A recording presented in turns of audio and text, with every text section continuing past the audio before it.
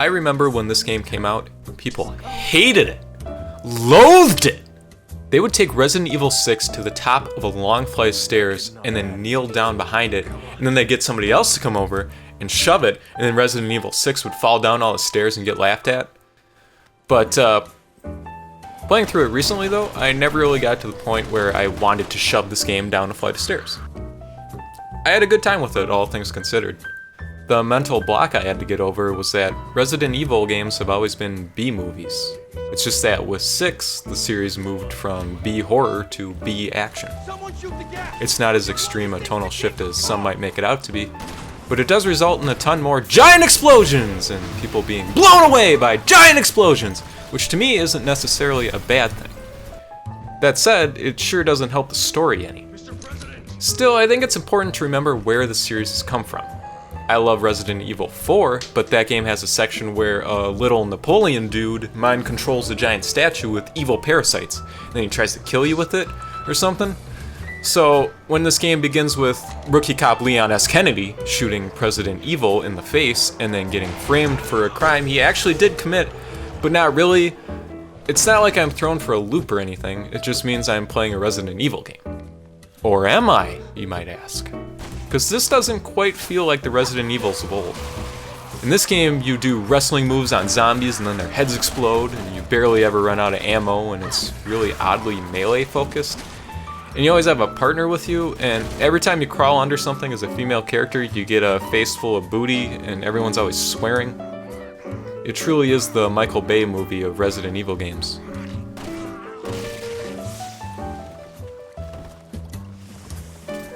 Part of the shift stems from a conscious effort on the part of Capcom to learn from Western games like Gears of War. The problem is that they really suck at emulating Gears of War.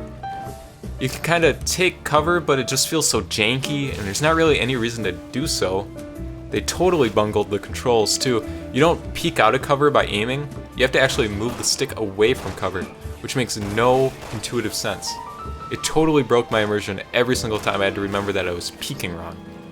Therefore, I mostly chose not to peek. Even just the basic combat mechanics feel kind of messy. You're still just shooting dudes to stun them and then getting in close for a melee kill as you do in most every Resident Evil game, and hell, a lot of other games too, but the pacing of this process feels really wonky here. Sometimes it takes more than one melee attack to finish off an enemy, and sometimes you stomp on a zombie's ribcage instead of their head for some reason, or you just miss them entirely. Considering you have a slowly regenerating energy bar that determines how often you can do these melee attacks, the whole system feels kind of busted. The cover mechanics and increased action also rub up against the systems that Resident Evil 6 maintains from previous games in the series. You have regenerating health, but only on a bit-by-bit basis. If you get hit once, it'll take a chunk out of your top health point, and that health will slowly regenerate. But if you lose an entire point, it's gone until you collect, combine, store, and then use a green herb. This more methodical health system made sense in previous games when inventory management was key and supplies were limited. Here, it seems like a massive chore, especially given how much more combat there is. There's no pausing, you basically just end up memorizing the button process it takes to make a yellow herb or whatever, and then just jamming that out in the middle of the wrestling routines that make up combat. And man, there's just so much combat. Levels are basically series of combat encounters interrupted by QuickTime events. And man, there's just so much QuickTime nonsense. Like, almost too much maybe. Maybe they should have reined in the 8,000 QuickTime events per chapter. Maybe I don't need a prompt on screen telling me how to kick a crate open every time I want to kick a crate.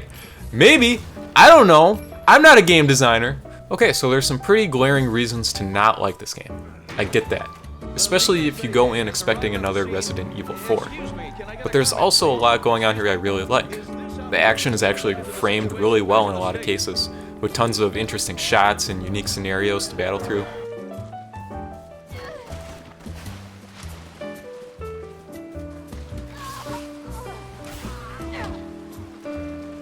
Leon, you're gonna need to take the controls.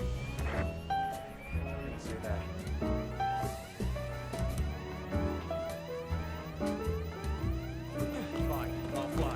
You do something about this. Okay, first switch off the the autopilot to restore manual control. Then, press The core structure is also fairly ambitious.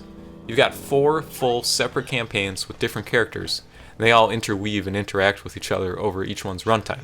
Having Chris Redfield impede your progress so that he can make progress, and then later having you as Chris do that to yourself, is a pretty cool idea. They got to it first. We don't The have structure also allows plenty of Resident Evil mainstays to pop up, including the official best Resident Evil character of all time,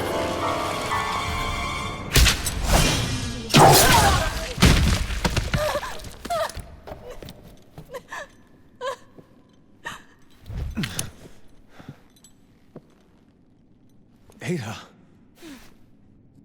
You look like you've seen a ghost. Now, I feel like I need to reveal something. I like this game, but not enough to play 4 full campaigns of. The structure is a great idea, but that doesn't mean I want to play through everything this game has on tap. I got through the Leon campaign and had fun, but I quit halfway through the Chris campaign. It does some cool things to switch up the tone, including a focus on military exercises, but the prospect of 15 more missions, each of which takes about an hour to an hour and a half to complete, is a tall order. Which brings me to the completion screen, which is probably the scariest screen in any video game I've ever seen. So to 100% this game, you need to beat all 4 campaigns on every difficulty, which is already an insane thing to expect of someone who plans on spending some amount of their life not playing Resident Evil 6. But here's the thing, the first 3 campaigns have 2 characters each, so you have to play through them all again on every difficulty as another character. If you're out there and you've done this, please, I need to know why or how.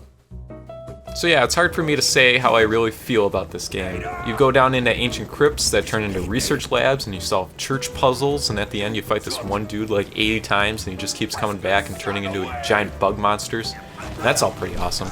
That's the kind of video game nonsense I can appreciate. But the parts where it's just, here's a room full of guys, and if you shoot them enough they turn into stronger guys, and then you shoot them some more and they die, isn't really that enticing. Even with Ada Wong involved. Hope you got friends on the other side.